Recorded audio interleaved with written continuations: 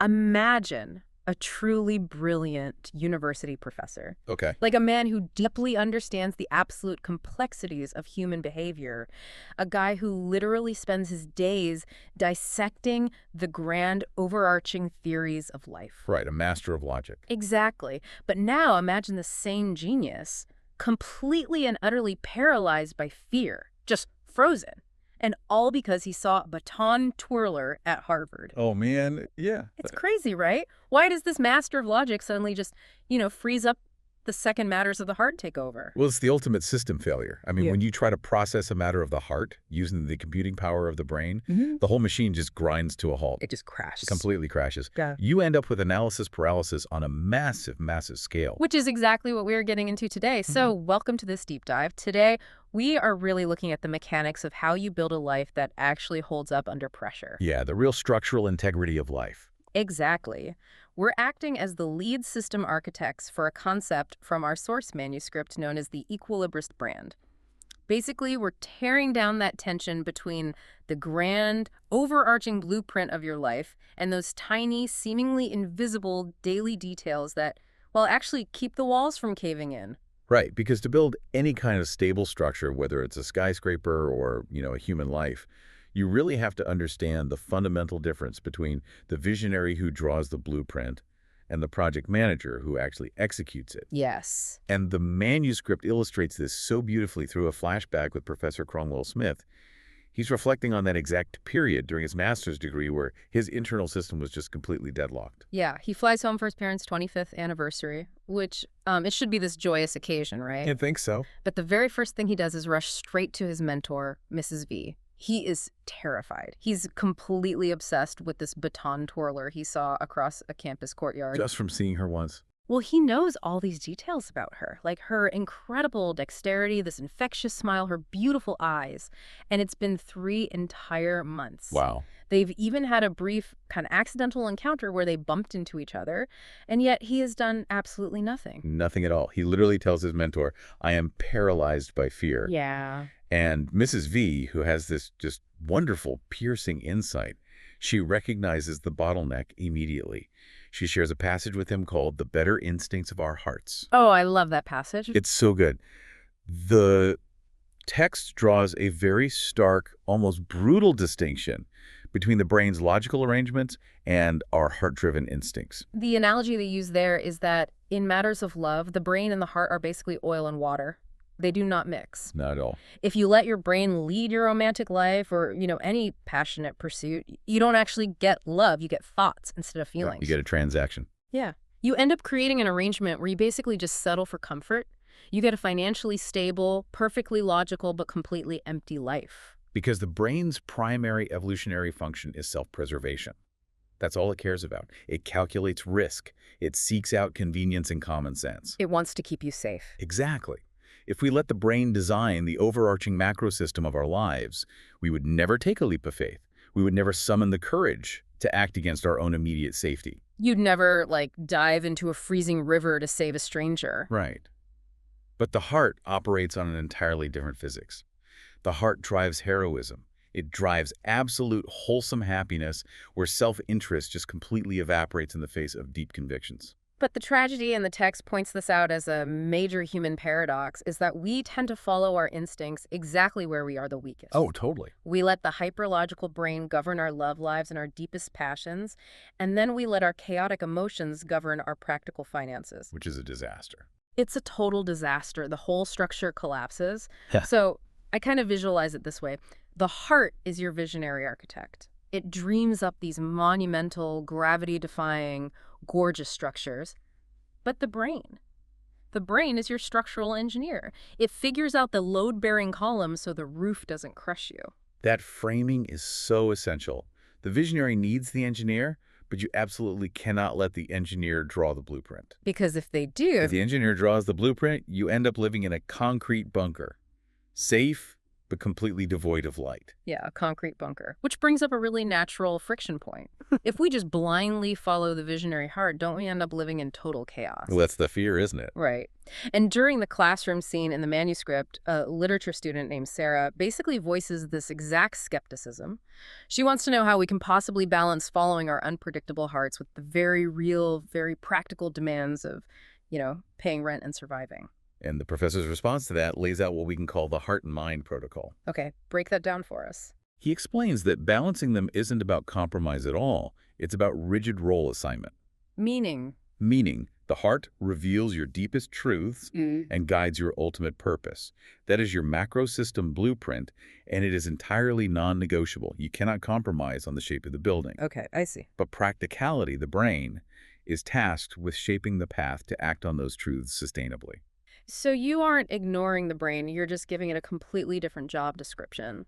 It handles the logistics of the dream. Exactly. It manages the project. Together, the visionary heart and the practical mind create this load-bearing harmony. You don't ignore the practical demands of life. You use practicality to figure out how to build the heart's design without the whole thing collapsing. Okay, so once the heart establishes that macro system blueprint, we have to actually start sourcing the materials for the daily build. Right, the bricks and mortar. Because a massive system will inevitably fail if the daily microscopic materials are faulty. We're calling this the calibration protocol. How do we ensure those daily materials are actually up to code? Well, in the text, Mrs. V shares another piece of literature with the young professor, this poem titled Life is Bliss. Yeah. And it serves as a masterclass in distinguishing between two very different types of little details. Usually when people say the devil's is in the details, they are talking about binary rules. Legal stipulations, social norms, the fine print on a contract, that sort of thing. Right. The kinds of details that are entirely expected. You either follow the rules or you break them and get a penalty. They don't build anything beautiful. They just keep you out of trouble. Exactly. Those are not the materials that build a blissful life. The actual structural materials of a good life are spontaneous, unexpected gestures of love. Oh, wow. We are talking about gestures that hold zero material value, but carry immense emotional weight. The manuscript describes them as moments that catch you off guard, where emotions bubble up in a knot in the throat of both the giver and the receiver. Let me push back on this, though, because, I think it's very easy to dispense little details and be wonderfully spontaneous when you're, say, on a 2-week vacation in Italy. Sure. When the sun is shining, your bank account is full, and you're perfectly well rested. But what about a rainy Tuesday commute when you're late for work and someone cuts you off in traffic? Right. Real life. Exactly. We can't rely on just being in a good mood to maintain the structural integrity of our lives. And there's a philosophy student in the text, Jacob, who hits on this exact problem. He asks how we are supposed to cultivate empathy as a reliable, permanent skill, rather than just a fleeting mood. And it's the critical question for any architect.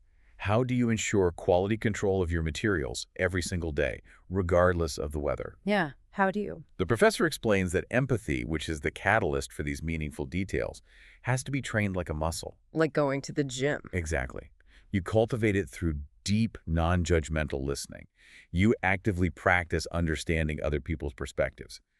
But the true calibration, the actual mechanism of building that muscle, happens when you force yourself to practice kindness, especially when it is fiercely inconvenient. The inconvenience is the actual workout. It is the stress test. Think about snapping at a barista who gets your order wrong when you are just completely exhausted. The instinct is to be sharp. Totally. Empathy flourishes when you pause, override that instinct, and force yourself to see the world through their eyes in that specific, highly stressful moment. If you only use empathy when you're relaxed, that muscle will atrophy and it will fail you the moment your life system experiences a real shock. But even if you build that empathy muscle too, like an Olympic level, you still have limited energy. We only have so many hours in a day. Right. A sociology student named Lena asks a really piercing question about this. How do we discern who deserves our gestures? Like, how do we know we aren't wasting our high-quality structural materials on a toxic person or, pouring a foundation in a swamp? This is where the professor introduces a concept we can frame as the empathy audit. And it completely flips our normal understanding of giving. His rule is incredibly liberating. Giving is never, ever about assessing the worthiness of the recipient. Which is wild, because that is how almost all of us operate. Yeah. Oh, 100%. We constantly run these invisible ledgers in our heads, like, did they earn this kindness? Were they nice to me last week? Do they deserve my patience right now? We treat empathy like a financial transaction. We do, but in structural terms, that is a deeply flawed premise. The empathy audit is strictly about structural alignment within yourself. It asks two very simple, entirely internal questions. Number one, is the gesture rooted in sincerity? Number two, does it align with your own baseline of empathy? So it literally has nothing to do with how the other person reacts. Nothing at all. Yeah. If the answer to both of those internal questions is yes, then the gesture is sound. It is a perfect break in your wall. Wow. It's meaningful, regardless of whether the other person is grateful or ignores it or even resents it. Their reaction does not validate your gesture.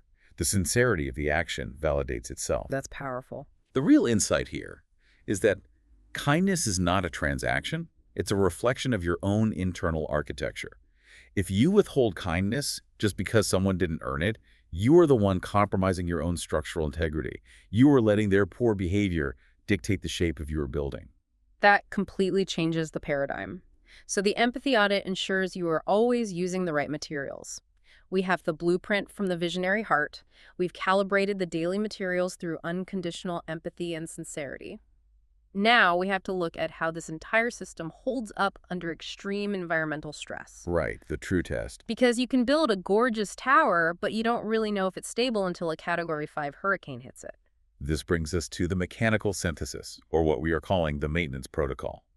The manuscript lays out very specific parameters for how giving and receiving function during extreme conditions. Yeah, the poem Life is Bliss outlines this dynamic perfectly.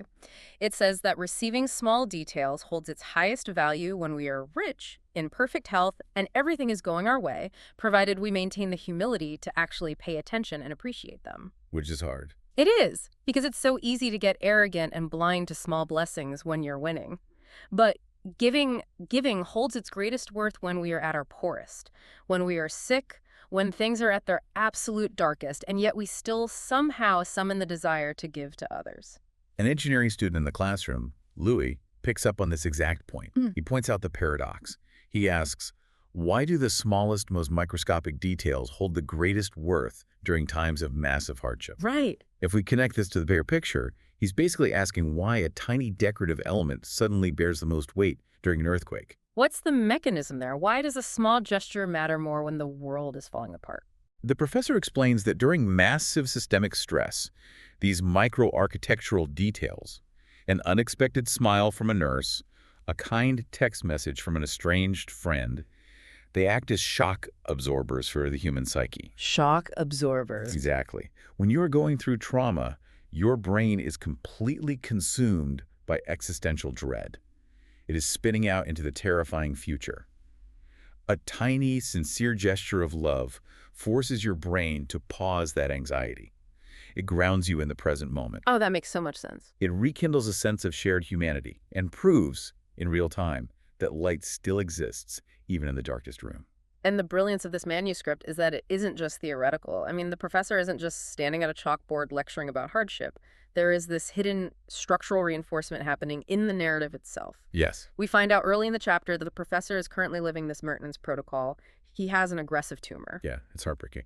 He is undergoing a state-of-the-art treatment that once saved a U.S. president. His macro system is under the ultimate biological stress test. He is literally facing his own mortality. He is walking through the ultimate hurricane. And yet, look at the specific actions he takes in the text. He pauses to take joy in the crisp morning air. He dismounts his rusty old bike with incredible care. He straightens his scarf. Right. He actively reminds himself to treat each day as a gift by focusing on these tiny sensory details, the air, the scarf, the bike. He is psychologically grounding himself. He is refusing to let the anxiety of the cancer dictate the structure of his day. It is the maintenance protocol applied in real life. By valuing the micro-appreciation of a crisp morning, he keeps his macro system completely stable. He proves that you cannot have a grand, resilient life without rigorous, tiny daily maintenance. Yeah. Those small, inconvenient, sincere moments of grounding are what actually support the massive load of his courage. So let's pull all of these blueprints together for the listener. How do we synthesize this into a system you can actually use? It's basically a four-part architecture. Okay, let's hear it. First, you let the heart provide the macro blueprint. It dreams up the monumental, purpose-driven steps you need to take. Second, you let practicality act as the engineer, paving the sustainable, logistical path to actually build that dream safely. Right, the project manager. Exactly. Third, you run the empathy audit to ensure you are using the right materials, acting out of internal sincerity, not keeping some transactional scorecard of who deserves your kindness. Yes. And finally, the maintenance protocol, sustaining the entire system during hardship through the rigorous application of small gestures, really grounding yourself in the present moment when the future looks terrifying. It really is a complete load-bearing framework for a resilient life. Yeah. But there's one final lingering image from this manuscript that we really need to address. Oh. As the lecture ends and the students file out of the classroom, the text focuses on one specific person, a young woman with curly blonde hair who just kind of lingers behind. She's just quietly sitting there watching the professor pack up his notes. Yes. The text notes that what began as a vaguely familiar feeling for her has become inexorably real. She is internalizing his story. She is actively observing how he carries himself, how he handles his invisible burdens. Wow. And this leaves us with a critical realization about the structures we build. Your building does not exist in a vacuum. It alters the skyline for everyone else in the city. Your structural integrity becomes part of someone else's environment. That is profound. Exactly. So the provocative thought I want to leave you with today is this. If our smallest daily details leave permanent footprints, who in your life is silently observing your structural maintenance? Think about that young woman with the curly blonde hair. How might your tiny, seemingly insignificant gestures, like the way you stay calm under pressure, or the empathy you show to a stranger when you're totally exhausted, how might those actually be the load-bearing walls holding up someone else's hope? You never really know who is relying on the invisible strength of your foundation to keep their own tower standing. Take a look at your own blueprints, mind the tiny details, and we'll catch you on the next deep dive.